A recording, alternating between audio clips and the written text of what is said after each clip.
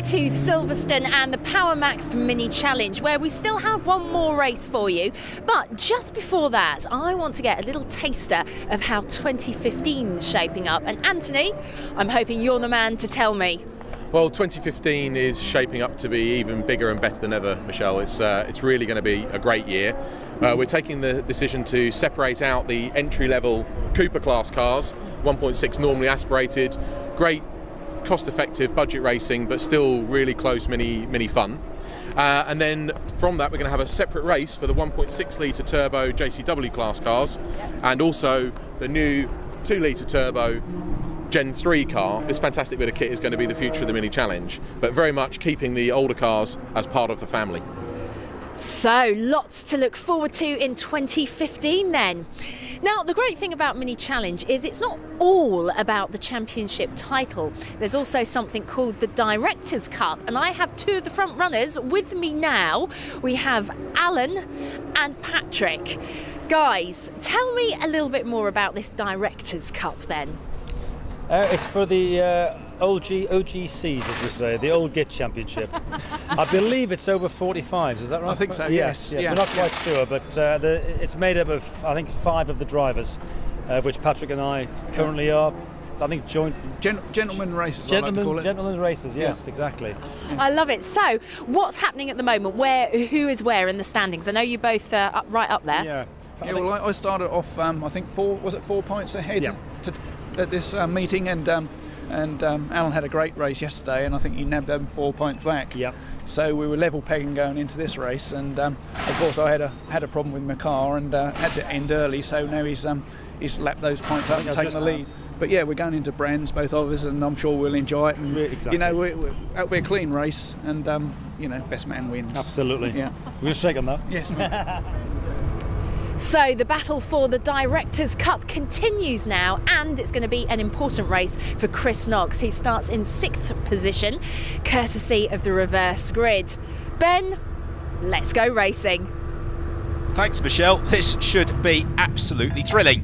The reverse grid always throws up some surprises, so it means Hamish Brandon and Neil Newstead have got the front row to themselves, ahead of Chris Russell and Henry Dupree. What a row 3 though. Luke Cordell and Chris Knox and Rob Smith should not be discounted from 7th. In the Cooper class, well, I could give you the top 10, but frankly they'll all be side by side by the time they get to turn 1 anyway. But it is Matt Hammond who's got the honour of pole position, ahead of Shane Stoney. And away we go.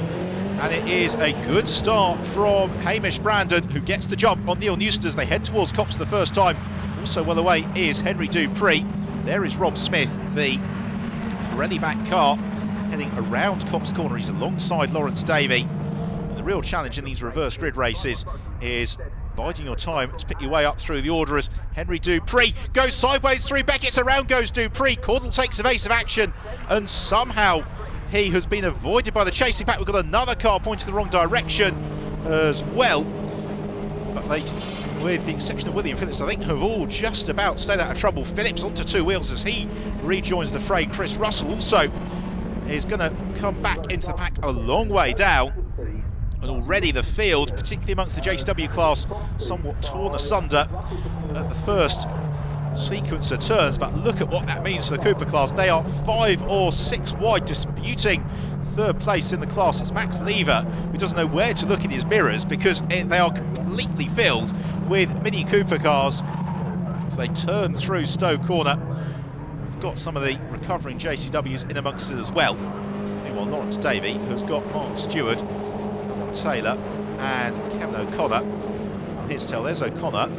Black car this year. You may recall he's raced a red car for several seasons prior to this. The silver machine of Taylor, the black machine of Mark Stewart, meanwhile looks the inside of Lawrence Davey as Hamish Brandon leads the way from Neil Newstead. It's good to see Hamish right at the front of the field, and Hamish really testimony to the fact that you can have a long and productive career in the Mini Challenge, because he started out racing in the Cooper class and stepped up to the JCW class and is right there at the sharp end of the field. But he's about to lose the lead to Neil Newstead. Luke Cordell also looking to follow through as well, with Chris Knox and Rob Smith very much in the mix. That quintet moving clear of the rest of the field. It's Lawrence Davey and Mark Stewart having a fairly tight has to be said.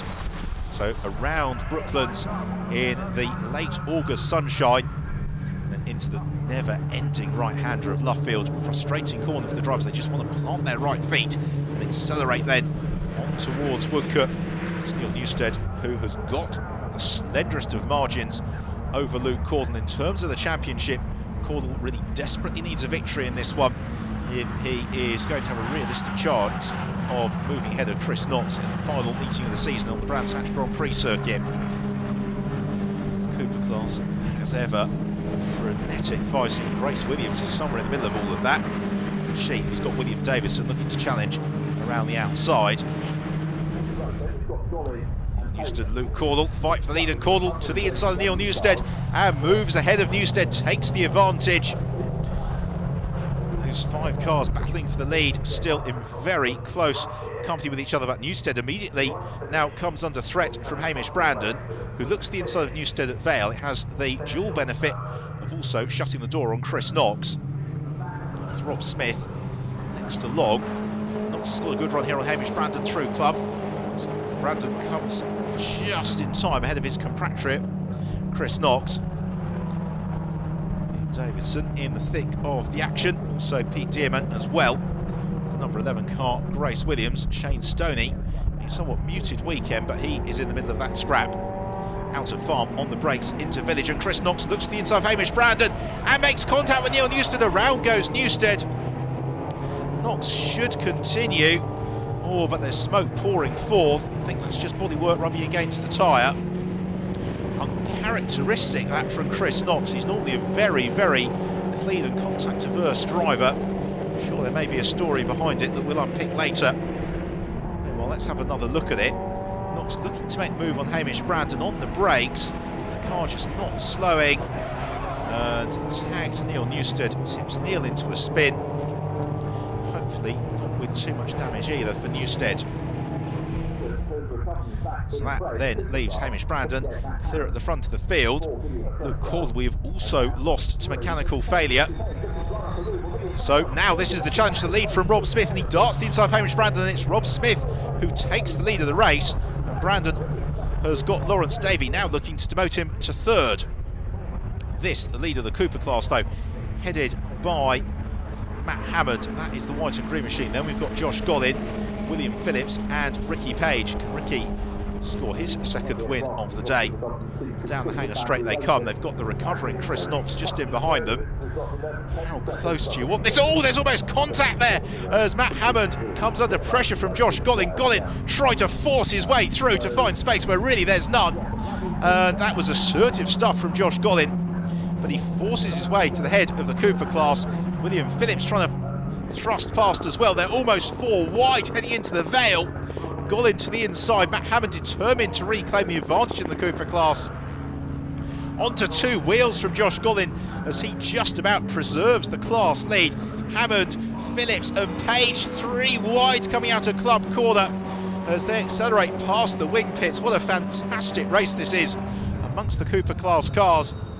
Meanwhile, the race in the JTW class is claimed for Rob Smith. 2nd place goes the way of Lawrence Davey, and 3rd to Mark Stewart. Delight for Davey. And the Cooper class, Josh Gollin, the car sporting the trophies of a race hard fought, and it is going to be a race hard won as he heads out of Woodcote corner and takes the Cooper class win. 2nd place going the way of Matt Hammond, and 3rd to William Phillips after that absolutely ferocious scrap.